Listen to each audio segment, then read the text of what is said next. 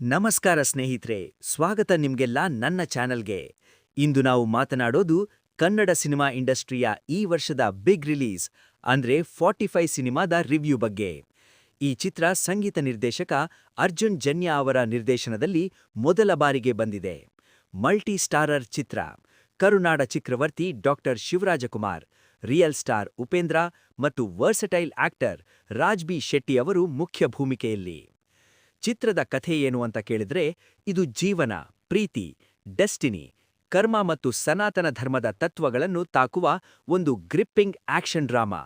Mysterious number 45 ಈ ಮೂರು ಪಾತ್ರಗಳ ಜೀವನವನ್ನು ಹೇಗೆ ಬದಲಾಯಿಸುತ್ತದೆ ಅಂತ ತೋರಿಸುತ್ತದೆ.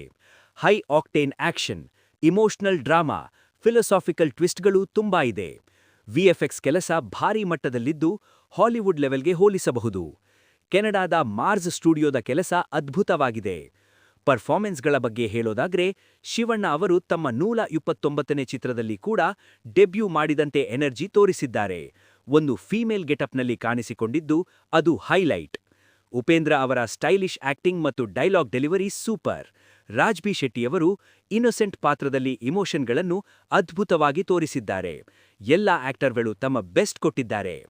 ಅರ್ಜುನ್ ಜನ್ಯ ಅವರು ನಿರ್ದೇಶಕರಾಗಿ ಡೆಬ್ಯೂ ಮಾಡಿ ಸ್ಟೋರಿ, ಸ್ಕ್ರೀನ್ ಪ್ಲೇ, ಮ್ಯೂಸಿಕ್ ಎಲ್ಲವನ್ನೂ ಹ್ಯಾಂಡಲ್ ಮಾಡಿದ್ದಾರೆ. ಬ್ಯಾಕ್ಗ್ರೌಂಡ್ ಸ್ಕೋರ್ ಚಿತ್ರಕ್ಕೆ ಎಲಿವೇಶನ್ ಕೊಟ್ಟಿದೆ.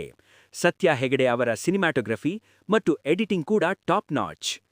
Plus points: star cast, unique concept, VFX, action ಸೀಕ್ವೆನ್ಸ್ಗಳು, ಇಮೋಷನಲ್ ಡೆಪ್ತ್. ಮೈನಸ್ ಅಂದ್ರೆ ಕೆಲವರಿಗೆ ಫಿಲಸಾಫಿಕಲ್ ಪಾರ್ಟ್ ಸ್ಲೋ ಅನಿಸಬಹುದು, ಆದರೆ ಒಟ್ಟಾರೆಯಾಗಿ ಚಿತ್ರ ಬ್ಯಾಲೆನ್ಸ್ ಆಗಿದೆ. ನನ್ನ ರೇಟಿಂಗ್ 4/5 ಸ್ಟಾರ್ಸ್. ಇದು ಬ್ಲಾಕ್ ಬಸ್ಟರ್ ಮಟೀರಿಯಲ್. ಫ್ಯಾಮಿಲಿ ಜೊತೆಗೆ ಥಿಯೇಟರ್ನಲ್ಲಿ ನೋಡಿ, ಮಿಸ್ ಮಾಡಬೇಡಿ. ನಿಮಗೆ ಚಿತ್ರ ಹೇಗನಿಸಿತೋ ಕಾಮೆಂಟ್ನಲ್ಲಿ ಹೇಳಿ. ಲೈಕ್ ಮಾಡಿ, ಶೇರ್ ಮಾಡಿ, ಸಬ್ಸ್ಕ್ರೈಬ್ ಮಾಡಿ, ಬೆಲ್ ಐಕಾನ್ ಒತ್ತಿ. ಮುಂದಿನ ರಿವ್ಯೂದಲ್ಲಿ ಭೇಟಿಯಾಗೋಣ. ಧನ್ಯವಾದಗಳು. ಜೈ ಕನ್ನಡ.